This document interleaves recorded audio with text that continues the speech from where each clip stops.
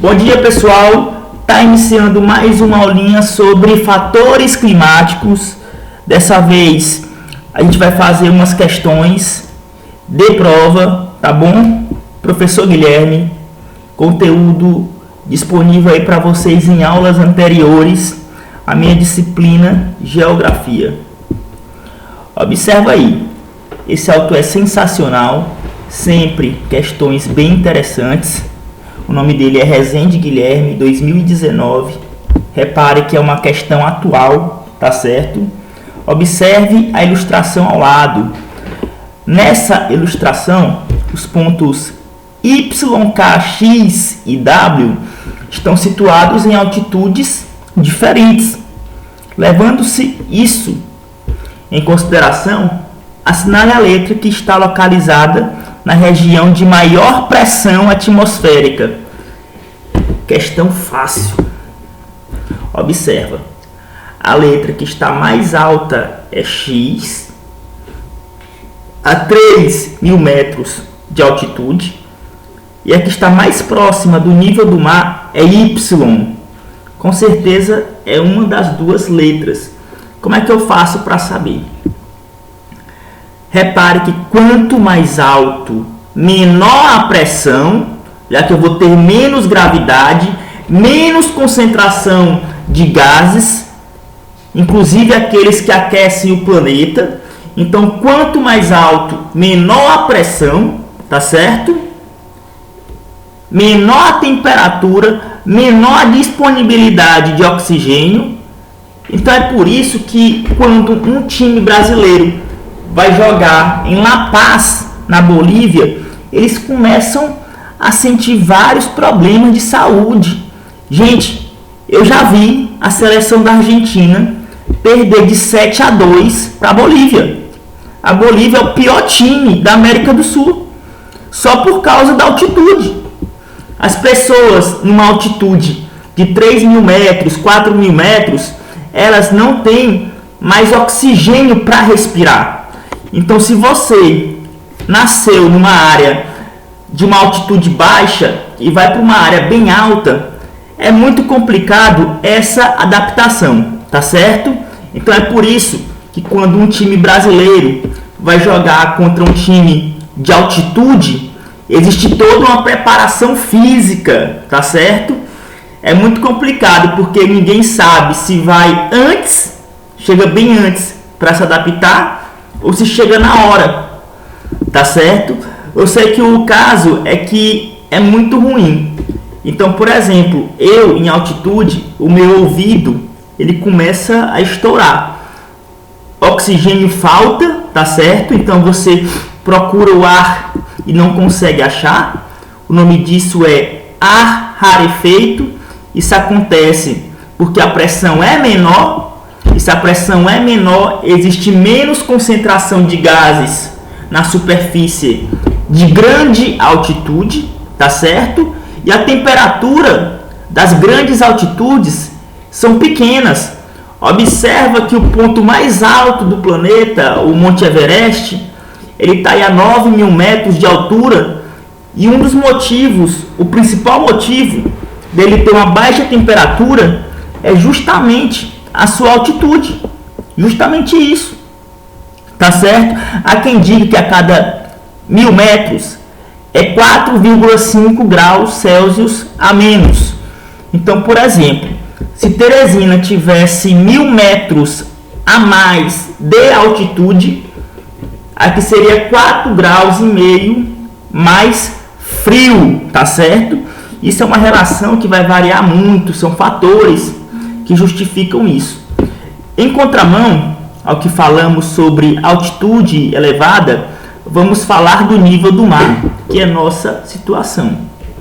Nível do mar, grande concentração de oxigênio, porque a pressão atmosférica é maior, então ela disponibiliza, ela mantém os gases responsáveis pela nossa saúde, pelo nosso aquecimento normal, sempre ali próximo da superfície. E se a pressão é maior em pequenas altitudes, a concentração de oxigênio também, tá certo? Então, se você tiver que marcar a opção correta para o vídeo e assinala aí qual? A opção correta, qual região de maior pressão atmosférica? Y, tá bom? Segunda questão, adaptada a Rezende Guilherme 2019. De novo ele. Sobre os fatores climáticos, assinale a única opção errada. Bora lá. As regiões de baixa latitude, que são aquelas próximas à linha do Equador, possuem temperaturas mais elevadas. Perfeito. Se você pegar a linha do Equador, que divide a Terra em norte e sul, quanto mais perto dela, mais quente, maior incidência de raios solares. Então, se a linha do Equador é 0 graus, 5 graus é uma latitude pequena. 10 graus é uma latitude já um pouco maior. 90 graus está bem distante de 0 graus. Então, quanto menor a latitude, mais aquecimento essa região terá, que é o fato de Teresina. Se você pegar o hino do Piauí, fala sobre isso. Filha do Sol do Equador, né? Se referindo, lógico, à incidência de raios solares. Então, quanto mais perto da linha do Equador, mais quente. E se está perto da linha do Equador, é uma região de baixa latitude, tá bom? Letra B. As regiões de maior altitude apresentam menores temperaturas. Acabamos de falar sobre isso, perfeito. Letra C. Olha aí, bora analisar direitinho. Os locais situados no interior dos continentes apresentam maior amplitude térmica. Perfeito também. É só você pensar, Teresina e Luiz Correia. Qual dos dois apresentam maior variação entre os dias e as noites? É Teresina, que está dentro do continente. Quando uma cidade está no litoral, ela vai ter menos diferença de temperatura entre os dias e as noites. Então, se em Luiz Correia a temperatura é 32 graus de dia, à noite vai ser 26 graus, tá certo? Já é diferente de Teresina. Teresina faz 38 graus Celsius de dia e à noite faz 28, tá certo? Observe que a variação de temperatura de Teresina é maior, tá certo? Então, quanto mais dentro do continente, maior será essa variação de temperatura entre os dias e as noites. Letra D. A última questão fala sobre isso. Eu vou até colocar para vocês. Letra D. São tipos de precipitações. Precipitações quer dizer queda. Ou seja, é a maneira que a água chega da atmosfera à superfície. Ela pode chegar de 3 formas: granizo, que são pedrinhas de gelo, neve e chuva, que é água líquida. Perfeito. A única errada que sobrou aí, repare, é letra E. As localidades situadas próximas às áreas litorâneas apresentam menor umidade, se comparada às regiões continentais. Pessoal, olha só o que a questão está falando, que as cidades próximas às praias apresentam menor umidade. Isso é loucura. Para que você acerte essa questão, você tem que ter em mente o conceito de continentalidade e maritimidade. De dia, as correntes de ar sopram do oceano para o continente e à noite é o contrário. À noite, as correntes de ar elas sopram do continente para o oceano. E qual a influência na nossa vida sobre isso? Você nunca mais vai errar, tá certo?